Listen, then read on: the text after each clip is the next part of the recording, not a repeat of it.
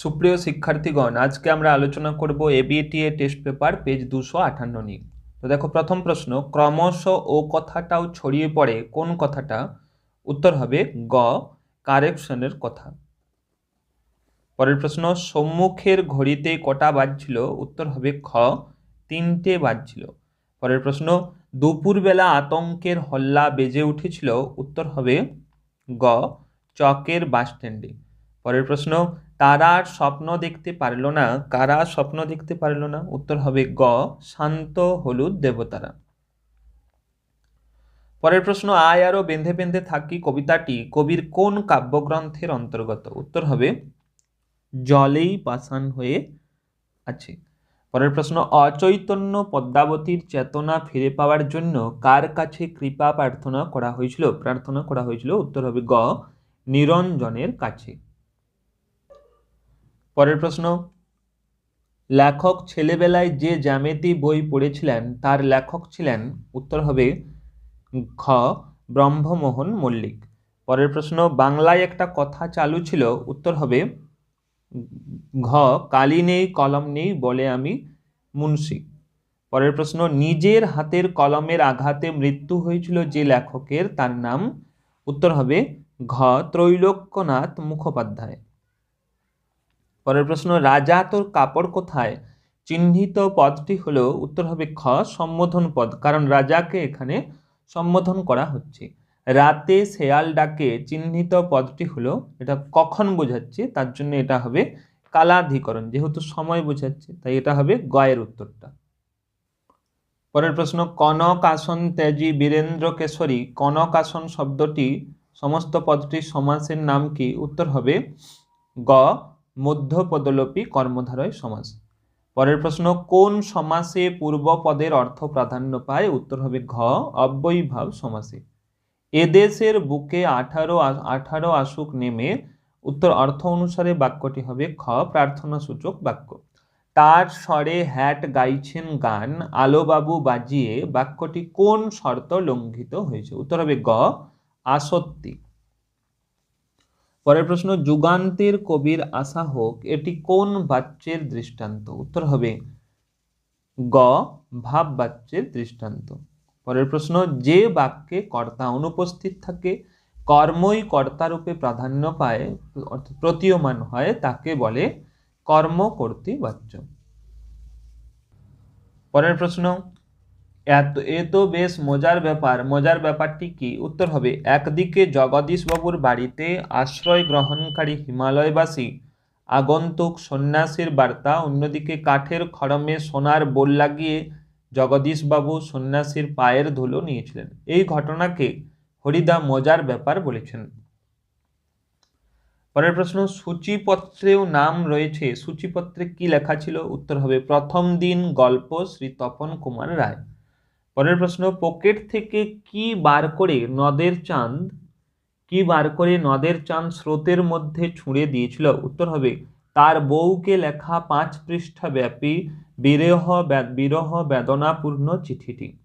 পরের প্রশ্ন, টাকা কড়ি ছাড়ার সমস্ত বাঁচিয়াছে, কার কৃপায় সমস্ত বেঁচেছিল? উত্তর হবে খ্রিস্টান মেয়েটির কৃপায়। পরের প্রশ্ন, ভয়ে অমৃতের বুক ঢিপ ঢিপ করছিল, কি কারণে ঢিপ ঢিপ করছিল? উত্তর হবে ইসাবকে বাঁচাতে গিয়ে নিজের ভালো জামার পরিবর্তে ইসাবের ছেঁড়া জামা গায়ে পড়ে অমৃত ভয় পায়, কারণ মা থাকা সত্ত্বেও সে কি বাবার হাত থেকে রেহাই পাবে, এই ভয়ে। পরের প্রশ্ন, বছরগুলোকে কিসের সঙ্গে তুলনা করা হয়েছে? উত্তর হবে পাথরের সঙ্গে। পরের প্রশ্ন, সেই হোক সভ্যতার শেষ পুণ্যবাণী, পুণ্যবাণীটি কি? উত্তর হবে ক্ষমা করো। গিরিশৃঙ্গ কিংবা তরু যথা বজ্রপাতে, এই উপমাটি কোন প্রসঙ্গে ব্যবহৃত হয়েছে? কুম্ভকর্ণের অকাল জাগরণের ফলে তার পরিণতিকে বোঝানোর জন্য। পরের প্রশ্ন, বিস্মিত হইল বালা, বালার বিস্ময়ের কারণ কি? উত্তর হবে সমুদ্রকন্যা পদ্মা সমুদ্র তীরে অচেতন পদ্মাবতীর রূপ দেখে বিস্মিত হয়েছিল। পরের প্রশ্ন, রক্ত মুছি শুধু গানের গায়ে, কথাটির অর্থ কি? উত্তর হবে এই কথাটির দ্বারা কবি বোঝাতে চেয়েছেন হিংসা, নৈরাজ্য ও রক্তপাত থেকে মুক্তি পাওয়া যাবে গানের মাধ্যমে।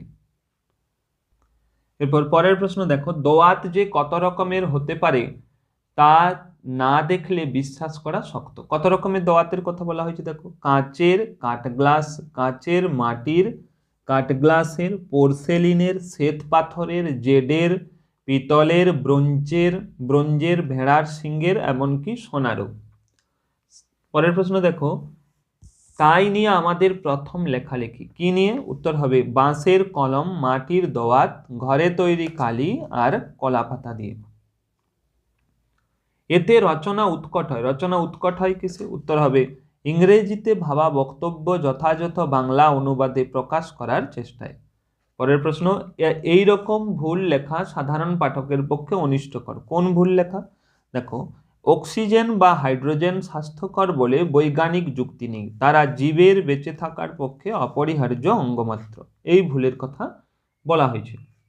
এরপর বিপ্সা কথার অর্থ কি? ব্যাকরণের প্রশ্ন দেখো, বিপ্সা কথার অর্থ হলো পুনরাবৃত্তি। কোন কোন কারকে বিপ্সা ব্যবহার করা হয়? কর্ম, করণ আর অধিকরণ কারকে। পরের প্রশ্ন, আরেকটা প্রশ্ন দেখো, সম্বন্ধ পদ ও সম্বোধন পদের পার্থক্য। সম্বন্ধ পদে র এর বিভক্তি থাকে, সম্বোধন পদে শূন্য বিভক্তি থাকে। পরের প্রশ্ন, সপ্তাহ সমাস দেখো, সপ্তাহের সমাহার দ্বিগু সমাস। শাস্ত্র জানেন যিনি সমাস হলো শাস্ত্রজ্ঞ উপপদ তৎপুরুষ সমাস। নিত্য সমাস কাকে বলে? উত্তর হবে যে সমাসের ব্যাসবাক্য হয় না বা ব্যাসবাক্য করতে হলে অন্য পদের প্রয়োজন হয় তাকে নিত্য সমাস বলে, যেমন গ্রামান্তর, অন্য গ্রাম। পরের প্রশ্ন দেখো, আমাদের ঘর গেছে উড়ে জটিল বাক্যের রূপান্তর। উত্তর হবে যা উড়ে গেছে তা হলো আমাদের ঘর। পরের প্রশ্ন, আপনাদের আর আমি দরবারে আবদ্ধ রাখবো না। হ্যাঁবাচক বাক্যে পরিবর্তন। উত্তর হবে এবার আমি আপনাদের দরবার থেকে মুক্ত করব। পরের প্রশ্ন, কর্ম কর্তৃবাচ্য কাকে বলে? উদাহরণ দাও। উত্তর হবে বাক্যে কর্মই যখন কর্তা রূপে প্রাধান্য পায় তখন তাকে কর্ম কর্তৃবাচ্য বলে, যেমন শাঁখ বাজে। পরের প্রশ্ন দেখো, তোমাকে ছিনিয়ে নিয়ে গেল, তোমাকে ভাববাচ্যে রূপান্তর করো। তোমাকে ছিনিয়ে নিয়ে যাওয়া হলো। এরপর এই পেজের বঙ্গানুবাদের উত্তরটা দেখে নাও। দেখো, প্রথম লাইনের উত্তর, একবার দুই বন্ধু ভ্রমণ শুরু করলো। দ্বিতীয় লাইনের উত্তর, তাদের পথ ছিল একটা জঙ্গলের মধ্যে। 3 নম্বর লাইন, যখন তারা জঙ্গলের পথে এলো,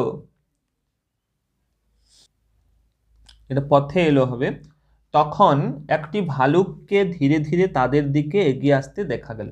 শেষ লাইনের উত্তর, তাদের মধ্যে একজন গাছে উঠে গেল, অর্থাৎ বন্ধুদের মধ্যে। অপরজন গাছে উঠতে জানতো না, তাই সে নিঃশ্বাস বন্ধ করে মাটিতে মুখ রেখে শুয়ে পড়ল।